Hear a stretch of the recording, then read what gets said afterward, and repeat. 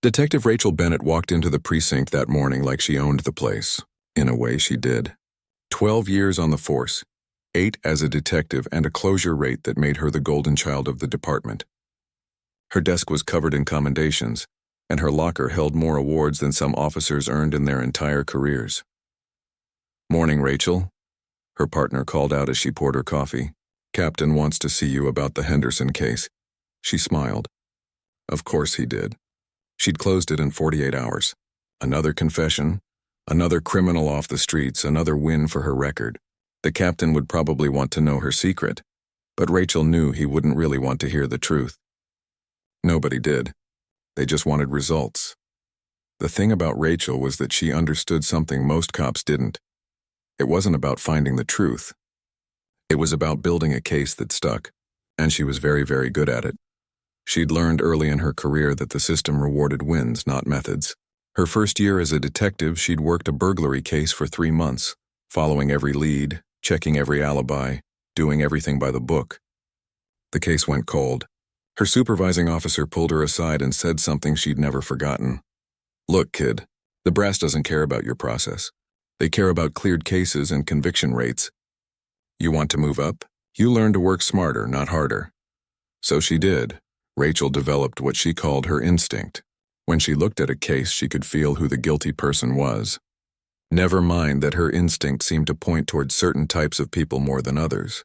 Young men from rough neighborhoods. People with records, even if those records were just minor stuff from years ago. People who couldn't afford good lawyers or didn't know their rights. Her interrogation room became legendary. Officers would joke about how suspects went in tough and came out signing confessions. She had a way of making people believe that cooperating was their only option. Hours in that windowless room, no lawyer, just Rachel and her questions. She knew exactly how to make someone doubt their own memory, how to suggest details until they started repeating them back as their own recollection. "You were wearing a red jacket that night, weren't you?" she'd say, even when the witness report said blue. By the end of the conversation, somehow red became the truth. Evidence was another area where Rachel had learned to be creative.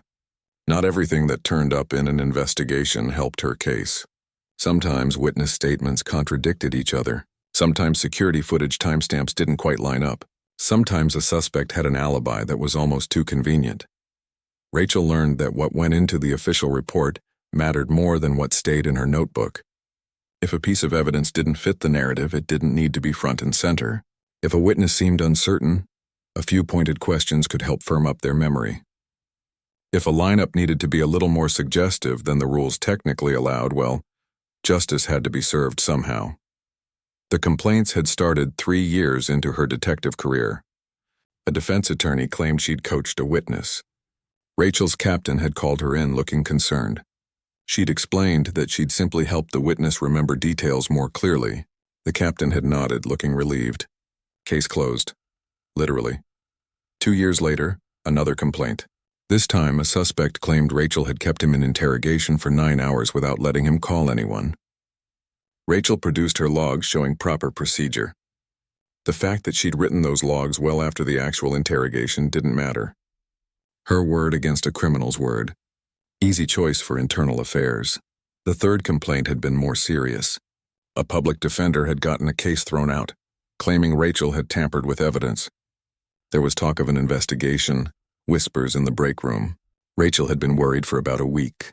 Then her captain went to bat for her, pointing out her stellar record and suggesting the defense attorney was just bitter about losing so many cases to her. The complaint disappeared into a file somewhere. After that, Rachel stopped worrying. She was protected. The badge wasn't just a piece of metal pinned to her chest. It was armor. It was permission. It was power. She moved through the department with confidence that bordered on arrogance. When younger officers asked for advice, she'd tell them about building strong cases, about trusting your gut, about not letting suspects run circles around you. She never mentioned the shortcuts or the gray areas. That wisdom was earned, not taught. Her personal life had suffered over the years. 2 divorces, both citing her obsession with work. No kids, few friends outside the department, but Rachel told herself it was worth it. She was making a difference. She was keeping dangerous people off the streets. If she had to bend a few rules to do it, that was the price of real justice. The morning she set her sights on Troy Williams, she had no idea her entire world was about to collapse. It started with a routine armed robbery case. A small convenience store on the east side masked gunman. About $2,000 taken. The surveillance footage was grainy, typical for these neighborhood stores. The clerk could barely describe the robber beyond black male, average height, wearing a dark jacket. Rachel caught the case on a Tuesday. By Thursday, she was sure she had her man. She'd been driving through the neighborhood looking for anyone who matched the vague description when she spotted Troy at a stoplight. Mid-30s, driving a decent car, wearing the wrong expression at the wrong time. Rachel had learned to trust these moments. This was her instinct kicking in. She flipped on her lights and pulled him over. Troy, confused but compliant, handed over his license and registration. Clean record. Not even a speeding ticket. That should have given Rachel pause, but it didn't. Clean record just meant he hadn't been caught before. Step out of the vehicle, please. What's this about, officer? Just step out of the vehicle. Rachel searched the car. Nothing. No gun, no money, nothing connecting Troy to the robbery. But as she looked at him standing there, hands raised slightly, nervous but trying to stay calm, she felt that certainty again. This was her guy. She could feel it.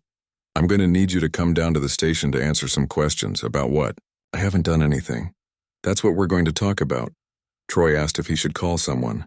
Rachel suggested that wasn't necessary. Just a few questions, he'd be home in no time. He believed her.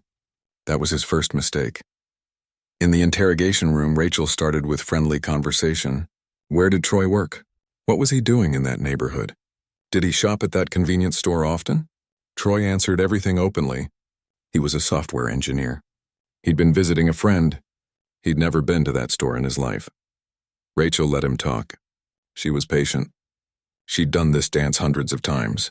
Eventually, she'd find the opening, the inconsistency, the moment when she could plant the seed of doubt. What Rachel didn't know was that Troy's younger brother wasn't just any lawyer. He was the kind of lawyer who'd spent his career fighting people exactly like her. And when Troy didn't come home that night, his brother came looking for answers. The untouchable detective was about to meet her match. Troy sat in that cold interrogation room for 6 hours before he truly understood what was happening. At first, he thought there'd been some mistake. Maybe someone who looked like him had done something wrong.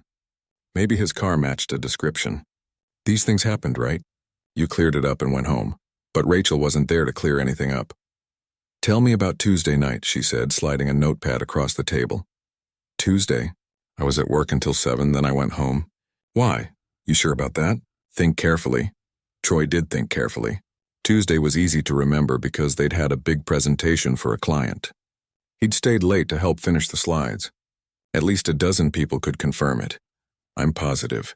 We had a major presentation. I can give you names of people who were there. Rachel wrote something down, but her expression didn't change. What about after 7? I grabbed dinner on the way home. Got home around 8:30, maybe 9. Anyone see you? I mean, I used my key card to get into my apartment building. That's logged. I ordered food through an app, so there's a record of that too. Rachel nodded slowly like she was processing this. But Troy got the strange feeling she wasn't really listening. She was waiting. Here's the thing, Troy. We have a robbery that happened Tuesday night at a convenience store about 2 miles from where I pulled you over, and you fit the description. Troy's stomach dropped. What description? I didn't rob anyone. I've never robbed anyone in my life. Black male, average height, dark jacket. That's you. That's half the city. You can't be serious. I'm very serious. And I think if you're honest with me right now, things will go a lot easier for you. Troy felt his heart pounding. This couldn't be real. He'd watched enough TV to know he should probably ask for a lawyer, but he hadn't done anything wrong. Innocent people don't need lawyers, right? I want to call my brother, he said. Your brother? He's a lawyer. Rachel's jaw tightened slightly. Look, Troy, here's how this works. You can cooperate with me now, we have a conversation, and maybe this all gets cleared up tonight. Or you can lawyer up, and then this becomes official. Arrests, charges, the whole thing. Is that really what you want? Troy hesitated. The way she said it made it sound like calling his brother would make him look guilty, like it would make things worse. I just want to clear this up, he said quietly. Then let's clear it up. Walk me through your whole day Tuesday. So Troy did. He went through every detail he could remember. The morning meeting. The lunch order. The afternoon working on the presentation. The names of his co-workers. Rachel wrote it all down, but something in her eyes made Troy nervous. She looked like she'd already made up her mind. Around hour 4, Rachel brought in a photo lineup. 6 pictures of black men who could vaguely pass for the same age and build. Troy was number 4. "I'm going to have our witness take a look at this," she said. Just standard procedure. She left him alone for another hour. The room felt smaller each minute. Troy kept checking his phone, but they'd taken it when he came in. He wondered if his brother was looking for him yet. He'd texted him earlier that he'd call after running his errands. When Rachel came back, she had a different energy. More confident. Almost triumphant. "The witness identified you," she said, dropping the lineup sheet on the table. Troy felt like the floor had disappeared beneath him. "That's impossible. I wasn't there. They're wrong. Witnesses don't usually identify innocent people, Troy. But I have an alibi. I told you I was at work, then I went home. There are records, cameras, receipts, everything." Rachel leaned back in her chair. "Here's what I think happened. I think you needed money. I think you saw an opportunity. Small store, old clerk, figured it'd be easy. But then you realized you might get caught, so now you're scrambling for excuses." "No, that's not what happened, because nothing happened. I wasn't there." "Then explain to me how a witness picked you out of a lineup." Troy couldn't explain it. How could he? He didn't know that Rachel had shown the clerk his photo twice before the official lineup. Didn't know she'd said things like, "Take your time, look carefully at number 4 during the viewing." Didn't know that the clerk had originally described someone much shorter and heavier than Troy. By hour 6, Troy was exhausted, confused, and terrified. Rachel kept circling back to the same questions, asking them different ways, suggesting details that Troy had never mentioned. The jacket he was wearing. The time he supposedly entered the store. The amount of money taken.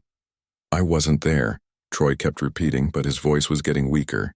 The room was so cold. He was so tired. Rachel seemed to have infinite patience, infinite time, infinite questions. Finally, she stood up. "I'm going to give you a chance to think about things. But Troy, I have a witness identification. I have you in the area. And your story about work? I'm going to check every detail, and if I find one lie, one tiny inconsistency, things are going to get much worse for you." She left him alone again. Troy put his head in his hands. This was a nightmare. But nightmares ended when you woke up. This just kept going. What Troy didn't know was that while he sat in that room, Rachel was already writing up her report. She was calling the prosecutor, laying out the case. Witness identification, suspect in the area, evasive during questioning. She left out the parts that didn't fit. The alibi Troy mentioned, the differences between his appearance and the original description, the way she'd conducted the lineup. She also didn't mention that the store's surveillance system had a timestamp on the footage, and that footage showed the robbery happened at exactly 7:23 p.m. Troy's keycard record showed him leaving his office building at 7:15. The store was a 20-minute drive away. Even if he'd teleported, he couldn't have been in both places. But Rachel had learned long ago that evidence was about what you chose to highlight.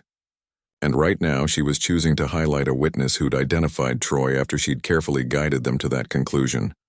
At 9 p.m., Troy's brother, Kevin, walked into the police station. He'd been calling Troy's phone for hours. When he couldn't reach him, he'd started checking hospitals, then finally called the police station on a hunch. "I'm looking for my brother, Troy Williams. Is he here?" The desk sergeant checked the log. "He's being questioned in connection with a robbery investigation."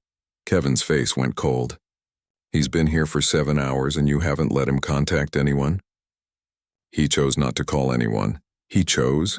Or someone convinced him not to?" The sergeant shifted uncomfortably. "You'll have to speak with Detective Bennett." "Oh, I'll speak with her," Kevin said, his voice quiet but sharp. "Get her out here now, and if my brother has been in an interrogation room for 7 hours without counsel, we're going to have a serious problem." When Rachel came out and saw Kevin standing there in his suit, briefcase in hand, something in her expression flickered, just for a second. Then the confident mask came back. "You must be Troy's brother. We were just having a conversation. 7 hours of conversation without a lawyer. That ends right now. Where is he?" "He waived his right to counsel, did he?" "I'd like to see that waiver, and I'd like to see him immediately." Rachel hesitated. She'd been so close to wrapping this up. Another hour, and Troy might have broken down enough to sign something she could use. But now there was a lawyer involved, and not just any lawyer. She recognized Kevin's name from court. He was the kind of attorney cops dreaded. The kind who actually read every page of discovery, who filed motions for the smallest violations, who didn't settle. "Your brother is a suspect in an armed robbery," Rachel said coldly. "I have a witness identification and evidence placing him at the scene." Kevin's eyes narrowed. "Then charge him or release him. But this interrogation is over." As Rachel led him to the interrogation room, she felt the first small crack in her armor of certainty. This case was supposed to be simple, another win for her record. But looking at Kevin's face, she realized something had shifted. She wasn't just dealing with a suspect anymore. She was dealing with someone who knew how to fight back. Kevin walked into that interrogation room and immediately knew his brother had been through hell. Troy's eyes were red, his shoulders slumped, and he had the look of someone who'd been broken down piece by piece. "Don't say another word," Kevin said firmly. "Troy, look at me. Not another word. Do you understand?" Troy nodded, relief flooding his face. Kevin turned to Rachel, who stood in the doorway with her arms crossed. "My brother's leaving now. He's still a suspect in an active investigation. Then charge him or let him go. Those are your options." Rachel's jaw clenched. She'd been in this position before with public defenders, and she usually won these standoffs. But something about Kevin's calm certainty made her uneasy. "Fine, he can go, but he shouldn't leave town. Is he under arrest?" "Not yet. Then he'll go wherever he pleases." "Come on, Troy." In the parking lot, Troy finally broke down. "Kevin, she thinks I robbed a store. She has a witness who identified me. I don't know what to do." "You're going to do exactly what I tell you. First, we're going to your office right now to get security footage from Tuesday. Then we're going to your apartment building to get their entry logs. We're going to build a timeline of every single minute of your day, and we're going to prove you were nowhere near that store." "What if that's not enough?" Kevin stopped and put his hand on his brother's shoulder. "Troy, I've been doing this for 10 years. I know Detective Bennett's reputation. I've beat her in court 3 times, and each time there were problems with her cases. Problems with witnesses, problems with evidence. She's good at getting confessions, but she's not good at building clean cases. We're going to tear this apart." Kevin wasn't exaggerating. The first thing he did was file a formal request for all evidence related to Troy's case. Every report, every note, every piece of video footage, every witness statement. Under discovery rules, the prosecution had to hand it over. When the file arrived 5 days later, Kevin spread everything across his conference table and started reading. It took him less than an hour to find the first problem. The surveillance footage from the convenience store had a timestamp, 7:23 p.m. Troy's office building keycard record showed him swiping out at 7:15. Kevin pulled up a map. 22 minutes of driving between the 2 locations, and that was without traffic. Tuesday evening? Traffic would have added at least 10 more minutes. Kevin felt a cold anger building. Rachel had this information. She had to have seen it. But it wasn't in her report. He kept digging. The original witness statement, taken by the responding officer, described the robber as maybe 5'7", stocky build, wearing a blue or black hoodie. Troy was 6'1" and slim. The description didn't match at all, but in Rachel's report the description had changed. Now it was approximately 6 feet tall, average build, dark clothing. She'd rewritten what the witness had said. Kevin picked up his phone and called the district attorney's office. He'd dealt with prosecutor Linda Chen before. She was tough but fair, and she didn't like dirty cases. "Linda, it's Kevin Williams. I need to talk to you about the Williams robbery case." "The convenience store robbery? What about it?" "The detective on this case has fabricated evidence and withheld exculpatory information. My brother has an airtight alibi that Detective Bennett chose to ignore." There was a pause on the other end. "Those are serious accusations. I have documentation, timeline evidence that makes it physically impossible for Troy to have committed this crime. And I have the original witness statement that doesn't match my brother's description at all. But somehow in Detective Bennett's report the description changed to match him." "Send me what you have. I'll review it." Kevin sent over his file within the hour. He also requested the preliminary hearing be moved up. He wanted this in front of a judge as soon as possible. While he waited, Kevin did something else. He started pulling Rachel's other cases. Court records were public, and Kevin had access to legal databases that showed every case she'd worked. He started with the past 5 years and began reading. What he found made his stomach turn. Case after case with the same patterns. Witness statements that changed between initial reports and final testimony. Suspects who confessed after marathon interrogation sessions. Evidence that seemed to appear or disappear depending on what the narrative needed. In one case, a young man had served 3 years for assault before an appeals court overturned the conviction due to problems with the identification procedure. Rachel had conducted the lineup.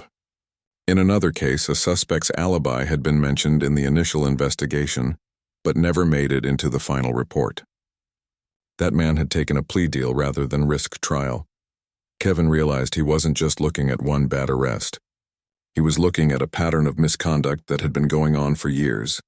The preliminary hearing arrived 2 weeks later. These hearings were usually formalities, just the prosecution showing they had enough evidence to proceed to trial. But Kevin had other plans. Rachel took the stand looking confident. She'd testified hundreds of times. This was routine. "Detective Bennett," the prosecutor began, "can you walk us through how you identified the suspect? I was patrolling the area 2 days after the robbery when I observed the defendant driving through the neighborhood. He matched the description provided by the witness. I conducted a traffic stop and brought him in for questioning. And the witness identified him? Yes, in a properly conducted photo lineup." Kevin's turn. He stood up slowly, holding the case file. "Detective Bennett, in your report you state that the witness described the suspect as approximately 6 feet tall, with an average build. Is that correct?" "Yes." "Can you explain why the original witness statement taken by Officer Rodriguez at the scene describes the suspect as 5'7" with a stocky build?" Rachel's expression barely changed, but Kevin saw her jaw tighten. Witnesses often refine their descriptions as they process what they saw. Refine? Or did you help them refine it to match the suspect you'd already decided was guilty? "Objection," the prosecutor said, standing. "Argumentative, sustained." "Rephrase, Mr. Williams," Kevin nodded. "Detective, when did the witness change their description?" "During the lineup procedure, they provided more detail. Before or after you showed them the photos?" "During the process." Kevin pulled out another document. "According to the timeline in your own report, you showed the witness a photograph of my brother before the official lineup." "Isn't that correct?" Rachel hesitated. "Just for a second. I showed them a photo to confirm they could proceed with the lineup. You showed them my brother's photo before asking them to identify him from a group of photos?" "It's standard procedure to ensure the witness is ready." "Is it?" "Because I've reviewed the department's protocol manual, and I don't see anything about showing witnesses a suspect's photo before a lineup. In fact, that's specifically prohibited." The judge leaned forward. "Detective Bennett, is this true?" Rachel's confidence was cracking. "I may have shown them a photo as part of confirming the description." Kevin didn't let up. "Let's talk about the timeline. The surveillance footage shows the robbery occurred at 7:23 p.m. My brother's keycard shows him leaving his office at 7:15. The two locations are 22 minutes apart. How do you explain this?" "The timestamp could be wrong." "Could be? Did you verify it?" "I reviewed the footage." "But did you verify the timestamp accuracy? Did you check with the security company? Did you attempt to confirm whether it was reliable?" Rachel said nothing. Kevin continued. "And this office keycard record? It was in the initial investigation file. Why isn't it mentioned in your report?" "I determined it wasn't relevant." "You determined that evidence proving my brother couldn't have committed this crime wasn't relevant." The prosecutor stood up. "Your Honor, may we have a brief recess?" The judge looked at Rachel for a long moment. "Yes, 20 minutes." During the recess, Kevin saw the prosecutor and Rachel having an intense conversation in the hallway. Linda looked furious. Rachel was gesturing, trying to explain, but Linda kept shaking her head. When they returned, Linda approached the judge. "Your Honor, the state would like to request a dismissal of all charges." The judge raised an eyebrow. "On what grounds?" "New evidence has come to light that makes proceeding with this case inappropriate at this time." The judge looked at Kevin, then at Troy, then back at Rachel. "Detective Bennett, you're aware that this court has serious concerns about the procedures used in this case?" Rachel nodded stiffly. "Charges dismissed. Mr. Williams, you're free to go." Troy exhaled for what felt like the first time in 2 weeks, but Kevin wasn't done. Not even close. As they left the courthouse, Kevin stopped on the steps. "Troy, this is just the beginning. What she did to you, she's been doing to other people for years, and I'm going to make sure everyone knows it." Rachel watched them from the courthouse window, her hands gripping the frame. For the first time in her career, she felt afraid. Kevin didn't waste any time. The day after Troy's case was dismissed, he called a press conference outside the courthouse. Local news stations showed up, curious about why a civil rights attorney was making such a public statement about a dismissed case. "My brother was arrested, interrogated for 7 hours without counsel, and charged with a crime he didn't commit," Kevin began, his voice steady but angry. "The detective on this case ignored evidence that proved his innocence. She manipulated witness statements. She violated procedure, and after examining her record, I believe my brother isn't the first person this has happened to." The reporters started shouting questions. Kevin held up his hand. "I'm calling for a full investigation into Detective Rachel Bennett's cases over the past 5 years. I have documented evidence of a pattern of misconduct that has potentially put innocent people in prison. This isn't about one bad arrest. This is about systematic abuse of power." He held up a folder. "I have the names of 7 other cases with similar irregularities. 7 other families who deserve answers. 7 other people who may have been wrongly convicted because of this detective's methods." The story hit the evening news. By morning, it was everywhere. Social media exploded with people sharing their own experiences with the police department. 3 more families reached out to Kevin, claiming their loved ones had been convicted based on Detective Bennett's investigations. The police department initially tried to defend Rachel. Her captain released a statement calling her a dedicated officer with an exemplary record. But the public pressure was building fast. The mayor's office started getting calls. The police commissioner was being asked questions he couldn't answer. Internal Affairs had no choice but to open an investigation. The same department that had dismissed 3 previous complaints about Rachel was now forced to take a serious look at her entire career. Rachel was placed on administrative leave. She had to turn in her badge and gun while the investigation proceeded. For the first time in 12 years, she wasn't a detective anymore. She was just a woman waiting to hear if her whole life was about to collapse. At home, Rachel tried to convince herself this would blow over. It always had before, but this felt different. Kevin wasn't backing down. The media wasn't losing interest. And when the FBI announced they were opening a civil rights investigation, Rachel finally understood how serious this had become. The FBI didn't mess around. They pulled every case file, every interrogation recording, every piece of evidence Rachel had touched in 5 years. They interviewed witnesses. They tracked down suspects who'd taken plea deals. They talked to other officers about her methods. What they found was damning. In one case from 3 years ago, a man named Devin Harris had been convicted of drug possession with intent to distribute. He'd served 18 months before making parole. The FBI found that Rachel had documented finding drugs in his car during a traffic stop. But the dashcam footage from her patrol car told a different story. She'd searched the vehicle before claiming to see anything suspicious. The search was illegal, which meant the evidence should have been thrown out. But Rachel's report never mentioned the sequence of events accurately, and Devin's public defender hadn't caught it. Devin was now working 2 jobs trying to rebuild his life after prison. When the FBI investigators showed up at his door, he broke down crying. "I told everyone I was innocent," he kept saying. "Nobody believed me." Another case involved a woman named Lisa Chen who'd been accused of check fraud. Rachel had gotten a confession after 6 hours of interrogation. Lisa had been pregnant at the time, desperate to go home to her other children. She'd signed a statement just to end the nightmare. Even though she hadn't written the fraudulent checks, she'd served 8 months before being released. Her children had been in foster care the entire time. The list kept growing. A young man who'd confessed to assault after Rachel told him his DNA was at the scene, even though no DNA test had been run. A teenager who'd been convicted of breaking and entering, based on a witness identification Rachel had coached. An older man who'd spent 2 years in prison for robbery before an appeals court found that Rachel had suppressed evidence of his alibi. The media coverage intensified. Every few days, another story broke about another case, another person whose life Rachel had destroyed. People started protesting outside the police department, holding signs with the names of those who'd been wrongly convicted. Rachel hired a lawyer, an expensive one who specialized in defending police officers. He advised her not to talk to anyone, not to post anything on social media, not to try to defend herself publicly. But watching the news every night, seeing her face on every channel, hearing people call her corrupt and racist, Rachel felt like she was suffocating. Her phone stopped ringing. Friends from the department stopped returning her calls. Even her ex-husband, who she hadn't spoken to in 5 years, called to tell her she needed help. She was completely alone. The district attorney's office started reviewing every single conviction that Rachel had been involved with.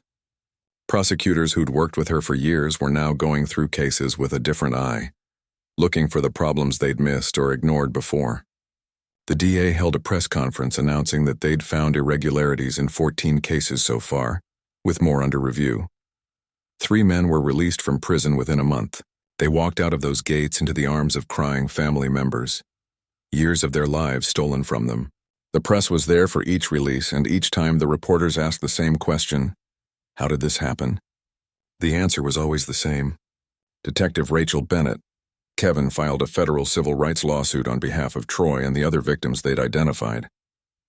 The lawsuit named not just Rachel, but the police department and the city, arguing that they'd enabled her behavior by ignoring complaints and rewarding her misconduct with promotions and commendations. The captain who'd defended Rachel was quietly reassigned. Internal affairs officers who'd dismissed the earlier complaints were put under investigation themselves. The whole department was being turned inside out. 6 months after Troy's arrest, Rachel was formally charged, not with 1 crime but with 14 counts: evidence tampering, perjury, deprivation of rights under color of law, making false statements. The prosecutor stood before the cameras and listed each charge carefully, explaining how Rachel had systematically violated the rights of the people she'd sworn to protect. Rachel sat in court during her arraignment, wearing civilian clothes instead of her detective suit. The judge set bail at $200,000. Rachel's lawyer argued that she wasn't a flight risk, that she'd served the community for 12 years. The judge looked at the list of charges and the victims' families sitting in the gallery and set the bail anyway. Rachel made bail, but barely. She had to put up her house as collateral. Walking out of the courthouse, she had to pass through a crowd of protesters. They shouted at her, called her names, held up photos of the people she'd helped convict. She kept her eyes down and moved as fast as she could to her lawyer's car. At home that night, Rachel finally let herself feel the weight of what she'd done. Not what she'd been caught doing, but what she'd actually done. The lives she'd destroyed because she'd been so certain she was right. The families she'd torn apart because closing cases mattered more than finding truth. She'd thought the badge made her untouchable. She'd thought she was one of the good guys, that cutting corners was justified if it meant getting criminals off the streets. But sitting alone in her house, facing federal charges, possibly going to prison herself, Rachel finally understood something she should have learned years ago. Nobody is untouchable, and the badge she'd hidden behind for so long wouldn't protect her anymore. The trial was set for 3 months away. Rachel had time to think about everything she'd done, time to realize that every choice she'd made, every rule she'd broken, every life she'd ruined had been leading to this moment. The house of cards she'd built over 12 years had finally collapsed, and she was buried in the rubble. The trial lasted 3 weeks. Rachel sat at the defense table every day, watching as one by one the people whose lives she'd destroyed took the stand. Each testimony was harder to hear than the last. Devin Harris testified about the 18 months he'd spent in prison, how he'd lost his job, his apartment, his relationship with his daughter, who'd been 7 when he was arrested. "She's 10 now," he said, his voice breaking. "I missed 3 years of her life because of lies." Lisa Chen described being separated from her children while pregnant, giving birth with an officer standing outside her hospital room, nursing her baby in a cell. "I confessed to something I didn't do because I was terrified," she said. "I just wanted to go home to my kids. One by one they came."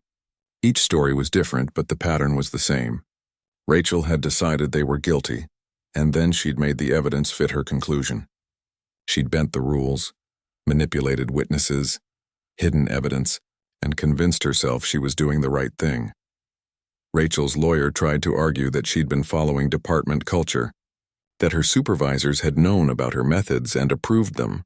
He called her former captain to testify, trying to show that Rachel was being made a scapegoat for systemic problems. It didn't work.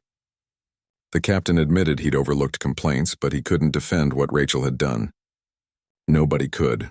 The prosecution's case was overwhelming. They had documents showing Rachel had altered reports. They had recordings where her questions clearly coached witnesses. They had timelines proving she'd withheld evidence. They had expert testimony explaining how her interrogation techniques violated established protocols. Kevin testified too, not as Troy's brother, but as an attorney who'd reviewed Rachel's cases. He presented his research calmly and methodically, showing the patterns he'd found. This wasn't one mistake, he said. This was a systematic pattern of misconduct over years. Rachel's lawyer put her on the stand. It was a risk, but they were losing badly and needed something to humanize her to the jury. Rachel talked about her career, her dedication to the job, her belief that she was protecting the community. Then the prosecutor cross-examined her. Detective Bennett, Devin Harris testified that you falsified the search of his vehicle. Do you dispute that? Rachel hesitated. Her lawyer had coached her, but facing the prosecutor and the jury and Devin sitting in the gallery, the rehearsed answers felt hollow.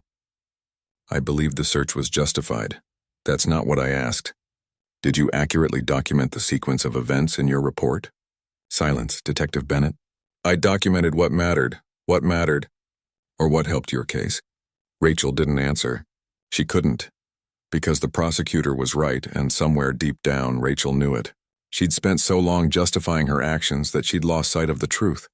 The jury deliberated for 2 days. When they came back, Rachel stood with her lawyer, her hands shaking.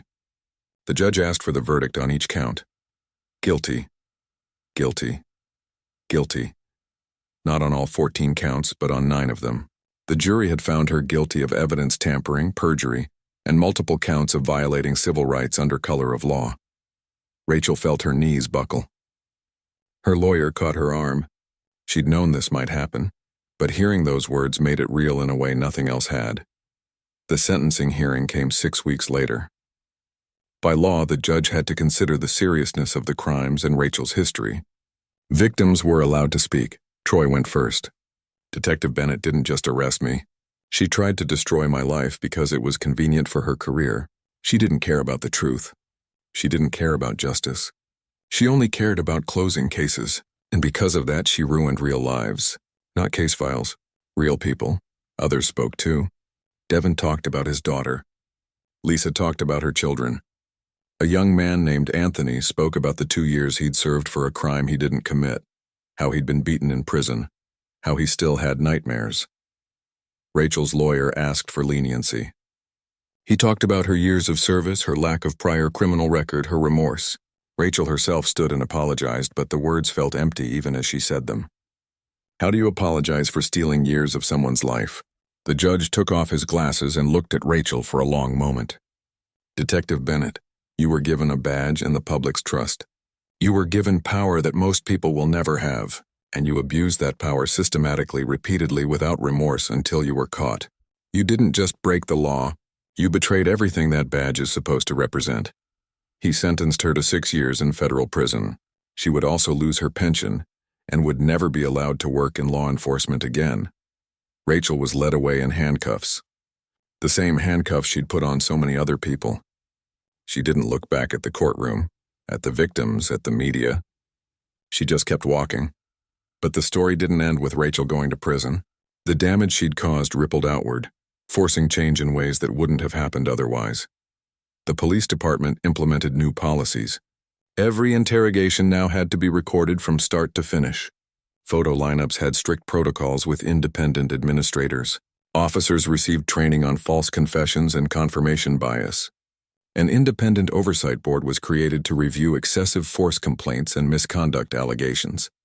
The changes came too late for the people Rachel had hurt, but maybe they would protect someone else down the road. Kevin continued his work, helping the wrongfully convicted navigate the system to get their records cleared. The city settled the civil rights lawsuit for $8 million, split among the victims. Money couldn't give them back their time, but it helped them rebuild. Troy became an advocate himself. He spoke at police academies, telling his story to young officers just starting their careers. Everyone in this room will face pressure to cut corners, he'd say. You'll have supervisors who care more about numbers than justice. You'll have cases you're sure you've solved, but can't quite prove, and you'll be tempted to bend the rules just a little bit, like Detective Bennett did. Don't. Because every time you do, you risk destroying an innocent person's life. Devin got his record expunged and found steady work. He was rebuilding his relationship with his daughter, taking it slow, trying to make up for lost time. Lisa got her children back and was working on her nursing degree. Anthony was in therapy, dealing with the trauma of his wrongful imprisonment, but he was moving forward. Rachel served 4 years before being released on parole. She came out to a world that had moved on without her. No more badge, no more authority, no more protection. She was just another person trying to figure out what came next. She wrote a book about her experiences, trying to explain how she'd gone so wrong. Some people saw it as genuine remorse. Others saw it as another attempt to control the narrative. Maybe it was both. She donated the proceeds to the Innocence Project, an organization that helps exonerate the wrongfully convicted. It was a small gesture that couldn't undo the harm she'd caused, but it was something. Years later, Troy ran into her at a coffee shop. She was working as a clerk at a law firm, filing papers for the lawyers who would have once worked with her as peers. They made eye contact. Rachel looked away first. Troy didn't say anything. There was nothing left to say. She'd learned the hardest way possible that a badge doesn't make you untouchable. It makes you accountable. And when you abuse that responsibility, when you put your career ahead of the truth, when you forget that every case file represents a real human life, eventually there's a price to pay. Rachel had paid it, but the people she'd hurt had paid an even higher price. They were the ones who'd spent years in prison for crimes they didn't commit. They were the ones who'd lost jobs, homes, relationships, time with their children they could never get back. Justice had been served, but it came too late for too many people. And that was the real tragedy of the whole story. Rachel's badge had made her feel untouchable for years. But in the end, it was the people she'd hurt who'd proven that no one, not even a detective with 12 years of service and a wall full of commendations, is above the law. The system had failed, then corrected itself, then tried to do better. Whether it actually would remain to be seen. But at least now there was one less detective who thought the badge made the rules instead of following them.